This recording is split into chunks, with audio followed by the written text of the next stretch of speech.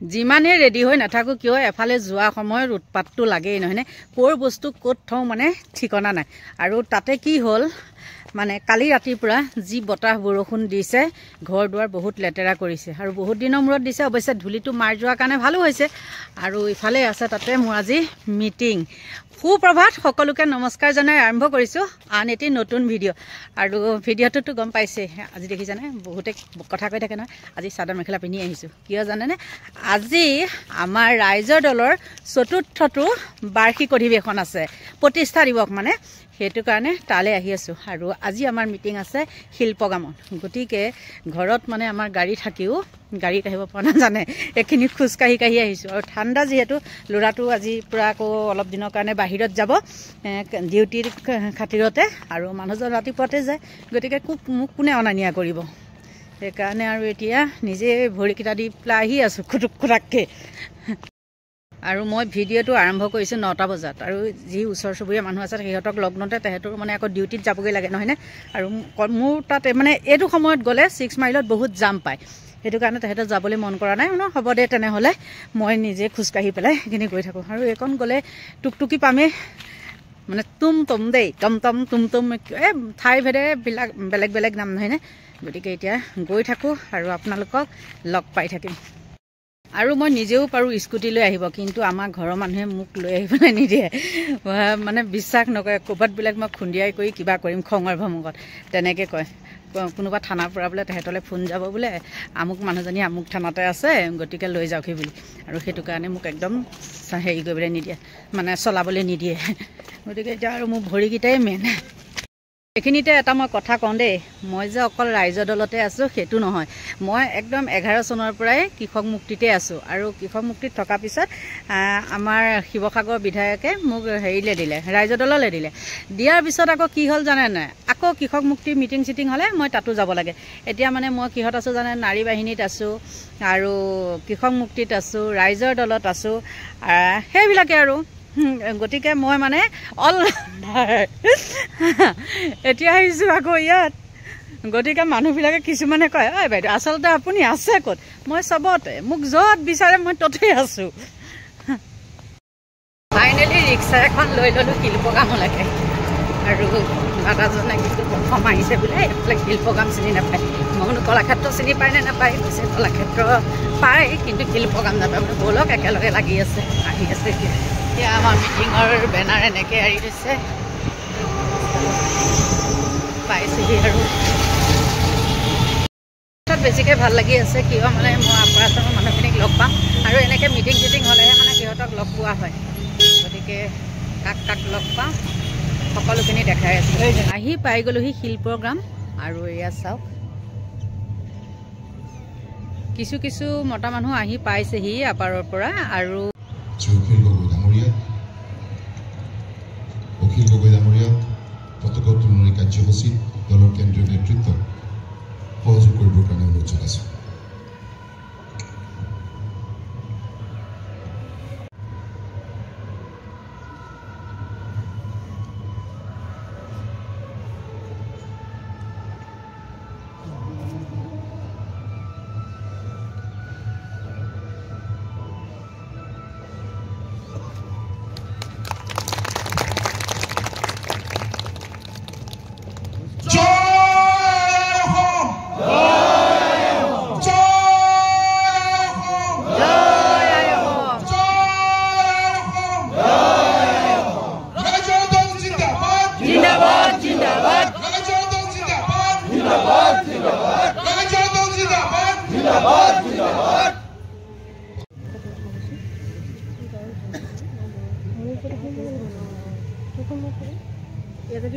হেৰি লওঁ পাছটো দে খুলি দে একেবাৰে বস্তুটো দিয়ে দে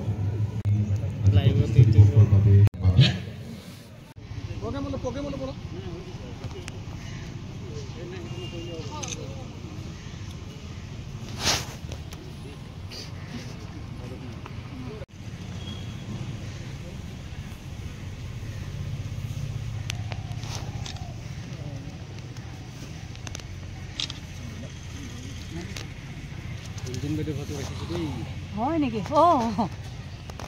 তোমাৰ লগত মোৰ কথা আছে ৰ'বা পাছত ঠিক আছে পৰা আটাইতকৈ ভাল মানুহজনেই নিশ্চিতভাৱে বিপুল গগৈ ডাঙৰীয়া আৰু সেইকাৰণে আজি আমি কেৱল বিপুল গগৈ ডাঙৰীয়াৰ পৰা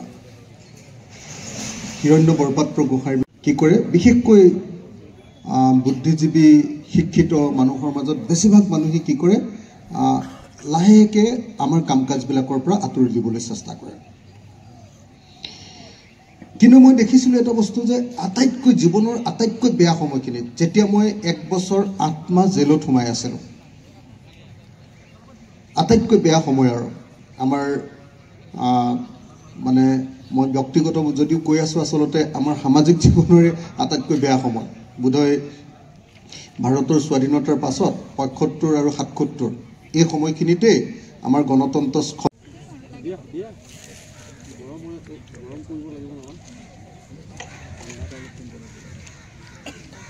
ডক্টৰ নবনীল হৈছে নবনীলাটো এই 5টা ডাঙৰ কথা আমাৰ প্ৰত্যেকজন সদস্য মনত ৰাখিব দৰকাৰ 5টা নাম্বাৰ 1 আমি চৰকাৰ গঠন কৰাৰ 5 বছৰৰ ভিতৰত অসমৰ প্ৰতিজোৰা পথাৰত পানী যোগানৰ ব্যৱস্থা কৰি ইৰিগেশ্যন 100% ইৰিগেশ্যন বানপানীৰ পৰা পথাৰখন ৰক্ষা কৰি আৰু বছৰৰ সকলো সময়তে পথাৰখনত খেতি কৰিব পৰা যাক ইংৰাজীত ৰাউণ্ড দ্য ইয়েৰ কাল্টিভেশ্যন বুলি কয় বছৰৰ সকলো সময়তে খেতি কৰিব পৰা ৰাজ্যত পৰিণত কৰি অসমক প্ৰকৃত অৰ্থত কৃষি প্ৰধান ৰাজ্যত পৰিণত নাম্বাৰ 1 এই কামটো আমি কৰিম বুলি কৈছোঁ 5 বছৰৰ ভিতৰত কৰিম বুলি কৈছোঁ আৰু স্পষ্টকৈ কৈছোঁ যে চৰকাৰৰ দায়িত্ব হ'ব যে প্ৰত্যেকটা পথাৰত পানী দিম খেতিয়কৰ দায়িত্ব হ'ব লগত আমি ট্ৰেক্টৰ দিম প্ৰতিখন গাঁৱত খেতিয়কৰ দায়িত্ব হ'ব প্ৰত্যেকটা পথাৰত খেতি কৰা যদি খেতি কৰে তেতিয়াহ'লে খাজনা ফ্ৰী কৰি দিয়া হ'ব আৰু যদি খেতি নকৰে তেতিয়াহ'লে 5 গুণ খাজনা বৃদ্ধি কৰি দিয়া হ'ব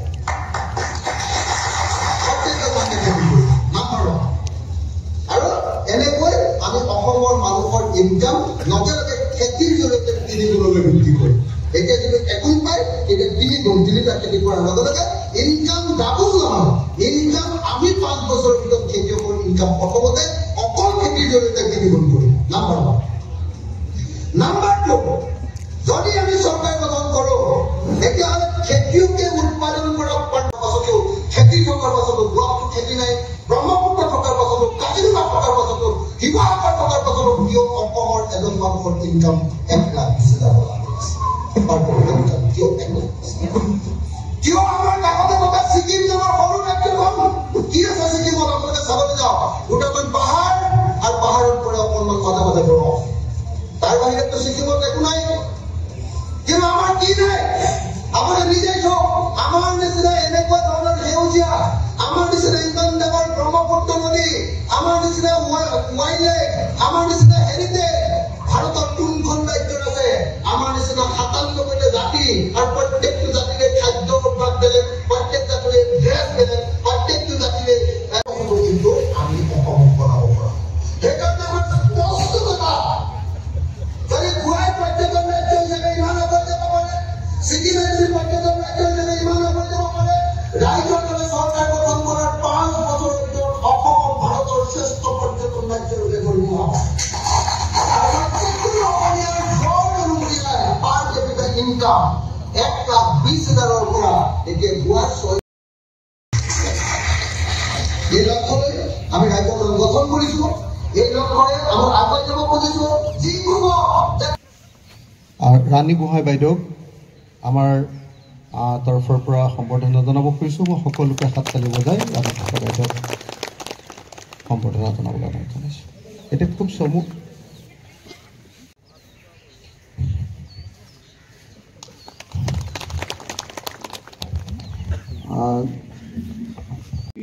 কৰ্মকৰ্তাসকল কৰ্মীসকল আপোনালোকৰ সভাপতিয়ে ভৱিষ্যত কৰ্মপন্থা আৰু লক্ষ্য যিধৰণে নিৰ্ধাৰণ কৰিছে সেইটো অতি সাৰগৰ্ভ ধৃষ্টতা নাই তথাপি দুআষাৰ কিবা ক'ব খুজিছোঁ প্ৰথম কথা ইয়াত বহি থকা প্ৰতিজনেই বিশিষ্ট ব্যক্তিসকল বা হওক বা যিয়ে হওক এটা বস্তুত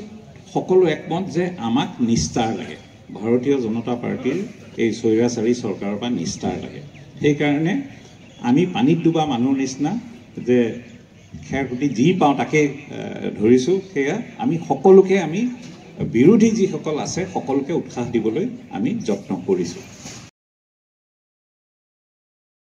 আহিছিলোঁ বিভিন্ন সময়ত কোনোবা নীতিক মই বেয়া পাওঁ আৰু সেইবোৰ কথা অখিলৰ সৈতে মনে মনে কথাও পালোঁ যে বহুতে নাজানে যে অখিল গগৈৰ লগত মোৰ এটা খুব ভাল সম্পৰ্ক আছে অখিল গগৈ বিভিন্ন সভাই সমিতিয়ে অংশগ্ৰহণ কৰিলে সভাৰ বা বাতৰি মোলৈ তেওঁ পোনপটীয়াভাৱে প্ৰেৰণ কৰে সেইবোৰ মই প্ৰকাশৰ ব্যৱস্থা কৰোঁ যি কি নহওক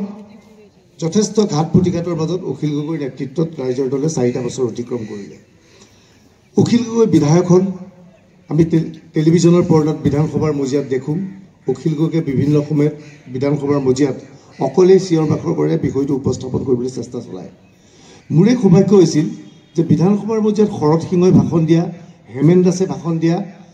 সেইসকল নেতাক আমি দেখা পাইছিলোঁ এছেম্বলি কভাৰেজ কৰিবলৈ যোৱা সময়ত অনুৰোধ জনাইছোঁ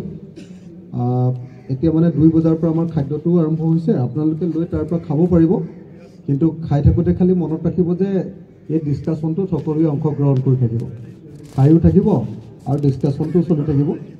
আৰু তাৰ পাছতে আমাৰ এই অনুষ্ঠানটো শেষ হৈ যোৱাৰ পিছতে আমাৰ ৰাজনৈতিক দলৰ প্ৰতিনিধিসকলে আমাৰ সন্মুখত আমাক পৰামৰ্শ দান কৰিব গতিকে মই সকলোকে অনুৰোধ কৰিম যে যিসকলৰ বহুত সময় ধৰি মাতবোল দিয়া নাই যেহেতু মিটিঙৰ পৰা উঠি আহিছোঁ এতিয়া খাবৰ কাৰণে আৰু চাওক এতিয়া লাইন পাতিব লাগিব আমাৰ এইকেইটাই চাহ এয়া খাবলৈ লাইন পাতিছে ডিছ লৈ লৈ এইকেইজনে কৈছোঁহে হয় ময়ো এতিয়া লাইন পাতিবই লাগিব এইয়া ভাতটো লৈ ল'লোঁ চব কি মাংস আছে কিন্তু থালিখনতকৈ বস্তু বেছি ইফালে এয়া খাই আছে শংকৰ লচকে খাই আছে দেই হাঁহৰ মাংস আৰু কিবা এটা আছে দুভাগ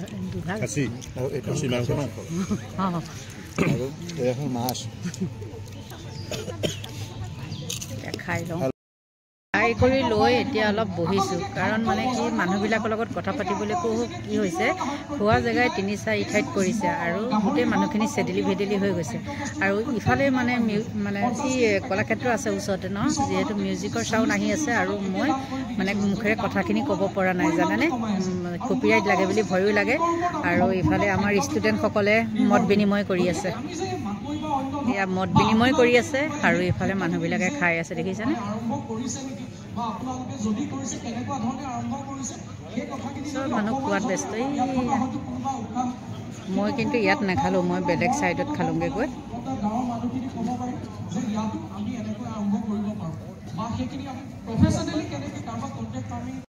এয়া চব মানুহ খোৱাত ব্যস্ত আৰু খাবই ন ইমান দূৰৰ পৰা আহিছে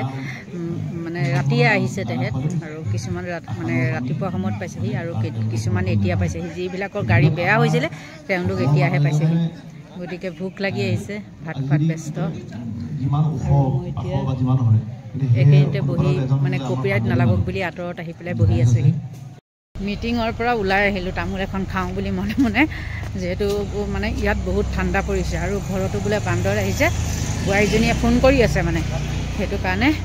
গুচি আহিছোঁ আৰু কি পাওঁ এতিয়া বাছেই পাওঁনে টুকটুকিয়ে পাওঁনে গৈ থাকোঁ টুকটুকি এখন আৰু যথেষ্ট একদম পূৰা বহি লৈছোঁ আৰু ইফালে আমাৰ বেনাৰবিলাক কেনেকৈ লাগি আছে সম্পূৰ্ণ মিটিংখনত থাকিলোঁ হয় কিন্তু বহুত ঠাণ্ডা পৰিছে আৰু গম পাইছে চাগে ইমানেই বতাহ নহয় বহুত ঠাণ্ডা সেইকাৰণে আজি গুচি আহিলোঁ আজি ৰেকৰ্ড কৰিছোঁ মই যোনে নভগাকেই মিটিং গুচি আহিছে 6 মাইল পাই ল'লে আকৌ লৈ ল'ব লাগিব বোৱাৰীজনীৰ কাৰণে বিৰিয়ানী ফোন কৰি আছে বিৰিয়ানী আনিব বুলি